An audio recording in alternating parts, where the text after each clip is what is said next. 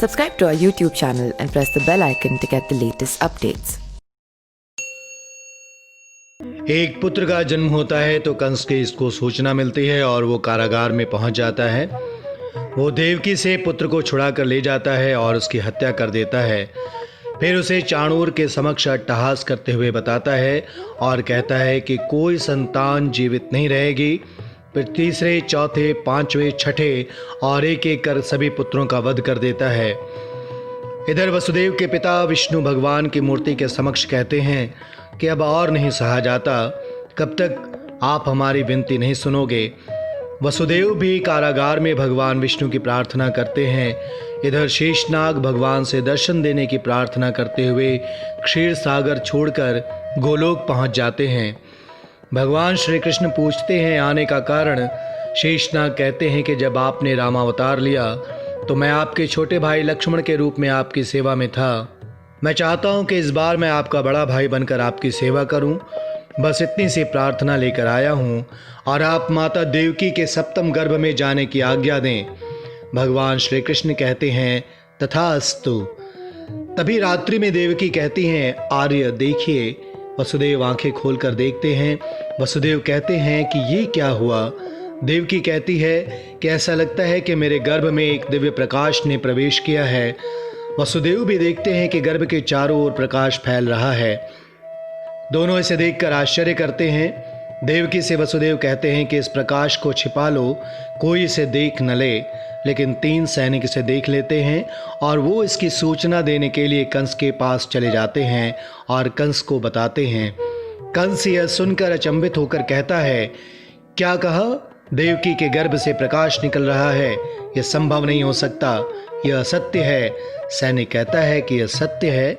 उस प्रकाश से संपूर्ण कारागार आलोकित हो रहा है।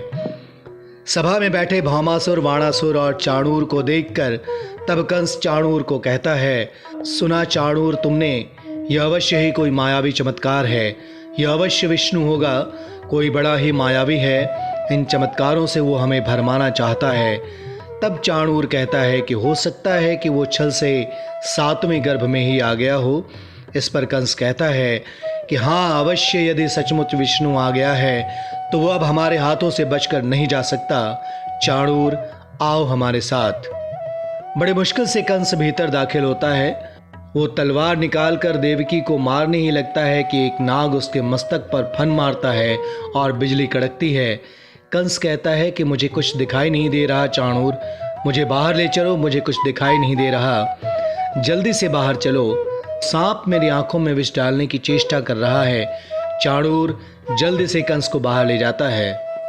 जैसे ही चाणूर कंस को पकड़कर बाहर ले जाता है, कंस कहता है अंदर सांप है चाणूर, मुझे कुछ दिखता नहीं लेकिन यहाँ दिखाई दे रहा है। वो सैनिकों से कहता है कि सब लोग जाओ और उस सांप को पकड़ो और उसका सिर कुचल डालो। जैसे ही वो सांप मारा जाए मुझे बताना। कंस जब अपने शयन कक्ष में सो रहा होता है तभी उसे लगता है कि उसके गालों पर सांप ने डंक मारा है। वो चमक कर उठ जाता है। उसे लगता है कि पैरों के पास सांप है तो वह भयभीत होकर चादर हटा देता है, लेकिन फिर भी सांप नहीं दिखता। उसे खिड़की के पर्दे पर सांप की छाया दिखती है। वो डर जाता है। जैसे ही पर्दे को हाथ से हटाता है तो वहाँ पीछे एक रस्सी लटकती हुई नजर आती है। फिर उसे खिड़की के दूसरे पर्दे पर सांप नजर आता है। वो घबराकर प्रहरी को आवाज़ देता है। प्रहरी आते हैं तो वो उंगली से बताकर कहता है कि देखो वहाँ सांप है। तभी वो देखता है कि वहाँ तो कोई सांप नहीं। वो प्रहरियों से कहता है कि जाओ, नहीं है। अगले दिन सभा में कंस बताता है कि अवश्य उसने मेरे पीछे कोई नाग लगा दिया है।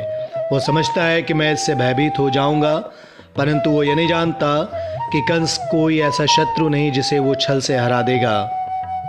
तब चाणूर कहता है वो आप जैसे वीर के समक्ष कभी नहीं आएगा, उसने सदा छल से ही काम लिया है, वो बड़ा मायावी है। तब कंस कहता है कि तो क्या हुआ, हमारे पास भी बड़े मायावी हैं। ये केशी है जो घोड़े का रूप धारण करता है, ये कागासुर है जो कौवे का रूप धारण करता है, ये बकासुर है जो सबसे बड़ा मायावी तो पूतना है। ये सुनकर चाणूर कहता है परंतु इन सब की कोई आवश्यकता ही नहीं रह जाती यदि आप मेरे परामर्श पर विचार करें। तब चाणूर कहता है कि महाराज आपने अब तक वसुदेव की बातों और उनकी प्रतिज्ञा से भ्रमित होकर वृक्ष के केवल फूल और टहनियाँ ही काटे हैं। एक बार आप वृक्ष को जड़ से काट दीजिए, फिर न रहेगा वृक्ष और न रहेगी टहनियाँ। तब कंस कहता है, ऐसा करना वीर को शोभा नहीं देता। हमें याद है आकाशवाणी ने देवकी के 8वें गर्भ ने हमें मारने की चुनौती दी, इसीलिए हमें 8वें गर्भ तक की प्रतीक्षा करनी चाहिए। हम देवकी के 8वें गर्भ तक देवकी के संतान का वध करते रहेंगे। इधर कृष्ण योग माया से कहते हैं कि अब आपके धरती पर जाने का समय आ गया है। हे कल्याणी, आप जाएं और देवकी के गर्भ में शेषनाग को वसुदेव की दूसरी पत्नी रोहिणी के गर्भ में स्थापित कर दें। Subscribe to our YouTube channel and press the bell icon to get the latest updates.